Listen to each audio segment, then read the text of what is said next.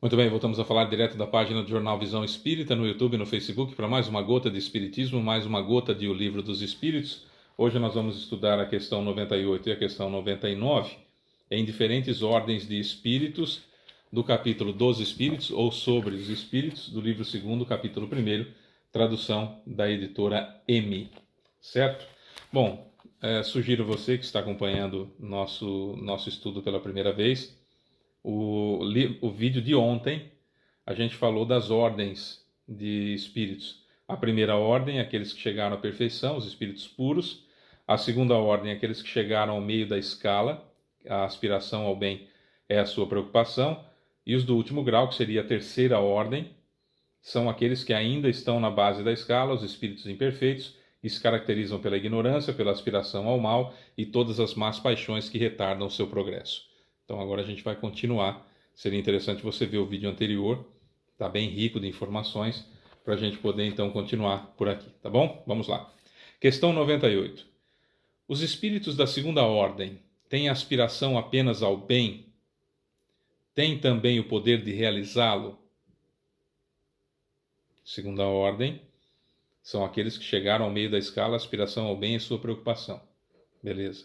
Os espíritos dessa segunda ordem têm aspiração apenas ao bem, têm também o poder de realizá-lo, de realizar o bem? Resposta. Eles têm esse poder, conforme o nível da sua perfeição.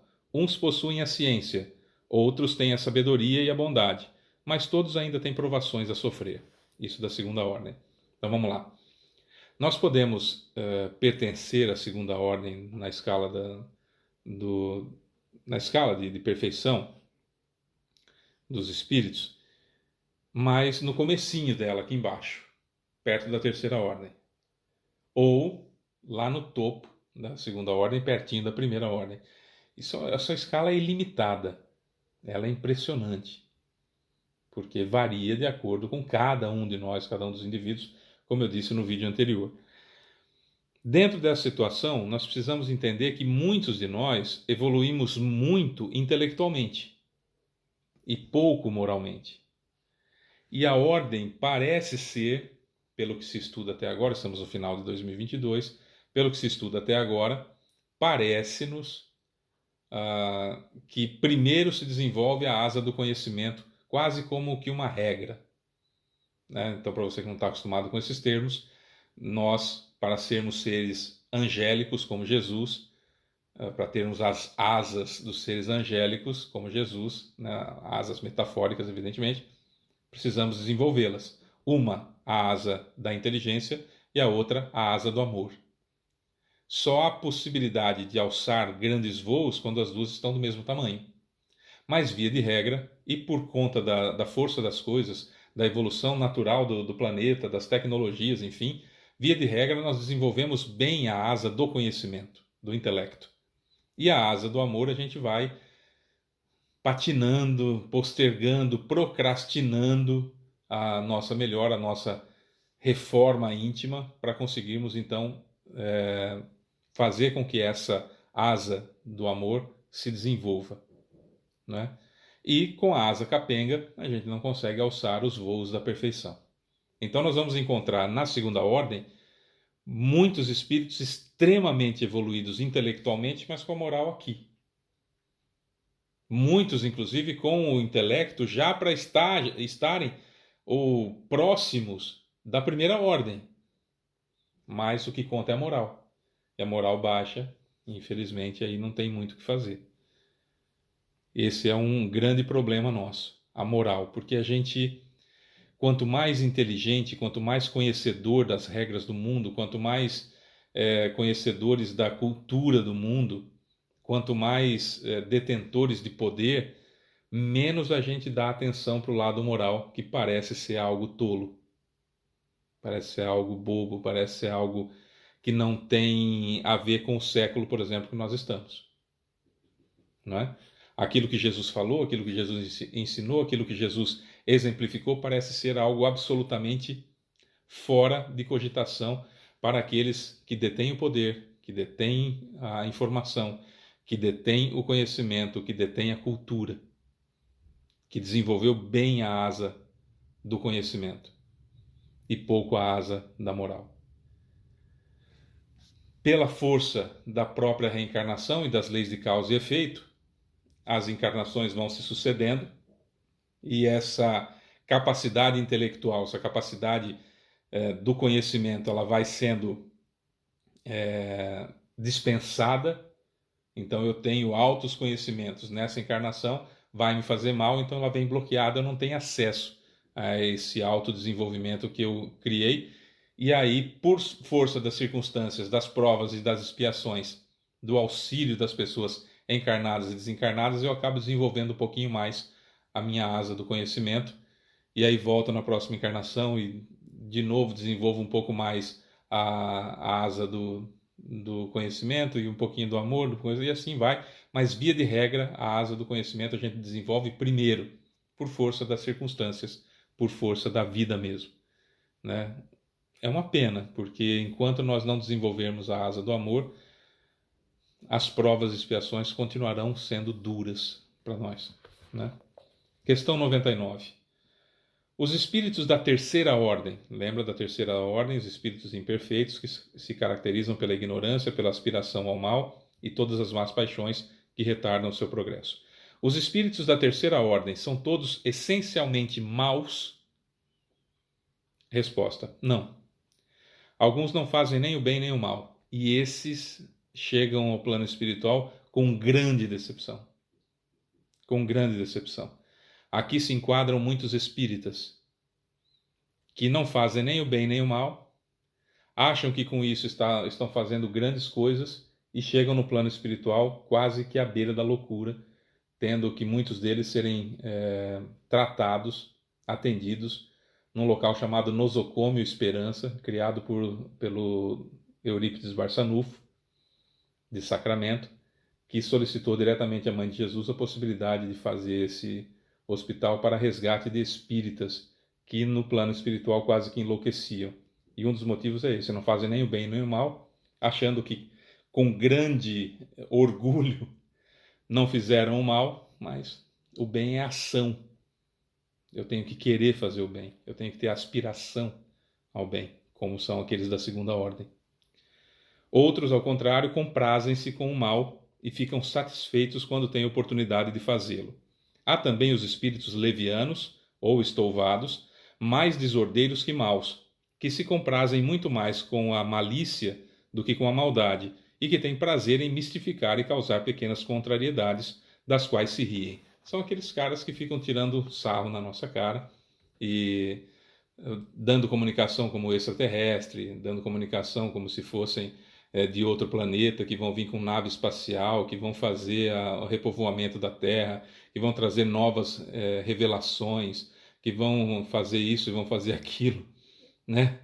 E riem, se divertem às custas daqueles que acreditam nessas tolices.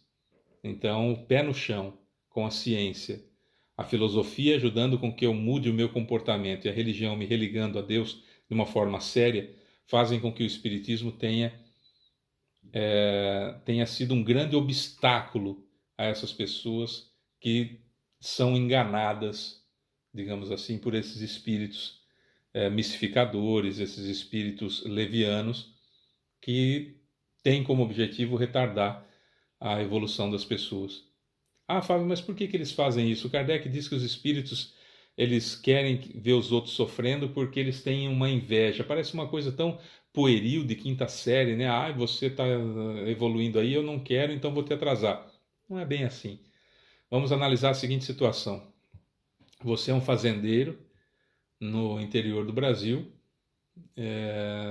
Não vou dizer fazendeiro, você é um sitiante que tem lá sua agricultura familiar, né?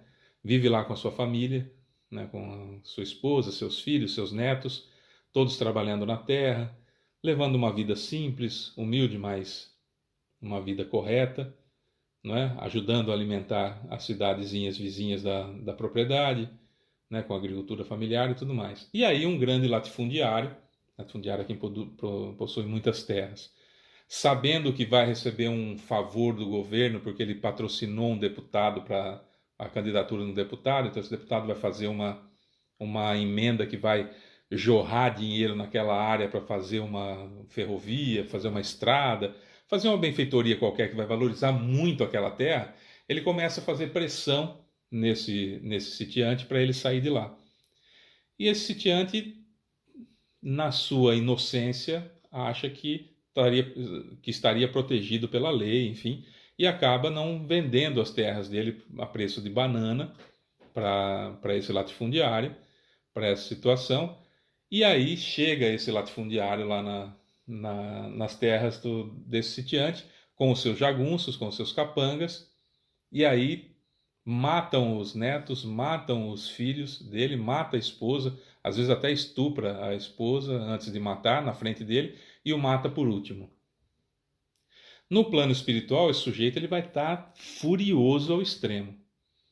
Passam-se alguns anos, passam-se de repente até décadas, e aí esse sujeito que foi morto ele está numa situação de não perdão, de não arrependimento de nada, de busca incessante por na cabeça dele justiça, mas é vingança. Ele não ponderou que aquilo que aconteceu com ele foi ele colheu o que ele plantou em outra encarnação. Hoje ele estava de boa, mas em outras encarnações ele fez isso ou até pior com outras pessoas. E aí quitou a sua dívida, mas ele não entende isso, ele só entende a dor que ele passou. Não entende que aquele sujeito que fez isso com ele plantou e vai colher pela lei divina e natural, independentemente dele fazer alguma coisa ou não, que a justiça é de Deus, não é nossa. Mas ele quer vingança e ele está ali, ele não evolui, não encontra família, o ódio só vai aumentando, aquele círculo vicioso, tal, tal, tal. O sujeito que cometeu o erro, por um motivo qualquer, ele escolhe uma encarnação expiatória, uma encarnação difícil, simples, para tentar se preparar o suficiente para enfrentar uma encarnação em que ele vai colher tudo aquilo que ele plantou. O que acontece com todo mundo. Isso não é privilégio de um, é privilégio de outro. Isso aconteceu conosco e acontece com todo mundo, tá? Isso que eu estou falando é regra. Muito bem, o sujeito encarna. E aí, num momento de fúria, ele pensa e fala assim, nossa, por mim eu matava esse desgraçado. Ele gerou a mesma energia que ele gerou no momento do assassinato do senhor do sítio. No momento que ele gera essa mesma energia, mesmo que ele não mate ninguém, só desejo, só aquela raiva que dá na hora, essa matéria que ele foi gerada atrai, que ele gerou, atrai a vítima para ele, que agora está no plano espiritual. O sujeito, dono do sítio, que chega ali e vê ele encarnado, relativamente bem, casado, por exemplo, com filhos, tendo uma vida simples, mas uma vida que com momentos de felicidade, como a de todo mundo, e isso dói aqui dentro dele, dói nele como um todo, que é um absurdo essa tal inveja que Kardec fala, que ele sente e fala, por que que eu que sou a vítima, ele não entende que ele foi algoz e que ele quitou a dívida, que ele já tinha feito isso, ele não sabe disso. Então ele fala, como que eu, sendo vítima, estou aqui nesse sofrimento e o cara que fez isso comigo tá aí de boa, encarnado com a família dele. Essa é a inveja que Kardec fala, que os espíritos obsessores têm. Percebe? Então é uma vítima dolorida que precisa de ajuda, não pena, precisa de ajuda, e que está na situação de se comprazer no mal. Ele se compraz no mal. Quanto mais mal ele conseguir fazer para aquele que fez mal para ele, melhor. Quanto mais ele fazer o outro sofrer, melhor, porque ele está na escala aqui embaixo, na terceira ordem, em que a vingança parece ser mais real do que a justiça. Entenderam a diferença? Basicamente isso. Bom, no vídeo de amanhã nós vamos falar sobre a escala espírita. E aí eu vou citar uma situação sobre o espírito de Castelnau da Ri, que eu já falei em outros vídeos, que estava em sua segunda encarnação na Terra, e a primeira encarnação na Terra tinha sido numa tribo de canibais. E esse livro, O Céu e o Inferno, foi lançado em 1865, né, contando essa história. Quer dizer, a gente vai passar por esse espírito que estava chegando a Terra era a sua segunda encarnação na Terra, que é o planeta de provas e expiações, então ele estava no comecinho, e espíritos como Paulo apóstolo, como São Pedro, como Francisco de Assis, enfim, Caibar Schutel, essas pessoas que já estão no topo do regeneração, que não há necessidade de encarnar na Terra como planeta de provas e expiações. Bezerra de Menezes, que não há necessidade nenhuma de encarnar na Terra de provas e expiações, só quando for de regeneração, e ainda, de certo modo, bem avançado em regeneração, que eles vão voltar a encarnar para buscar a sua evolução, como todos nós. Então a gente vai passar por essa escala espírita, e é uma situação difícil, que eu me lembro que a última palestra que eu fiz na comunidade espírita Caibar Schutel foi sobre esse tema, escala espírita. E uma das moças que era coordenadora lá, ela ficou muito ofendida, porque ela se identificou aqui como espírito imperfeito, e ela ficou muito ofendida e disse que eu não me chamaria mais para fazer palestra lá, e nunca mais realmente chamou para que eu fizesse, porque ela disse que eu ofendi os espíritas falando que nós éramos espíritos imperfeitos ainda. Que bom que ela é tão perfeita que ela percebeu claramente isso, né? É isso. Sou Fábio Pereira, um beijo para você que fica e até amanhã, se Deus quiser. Tchau.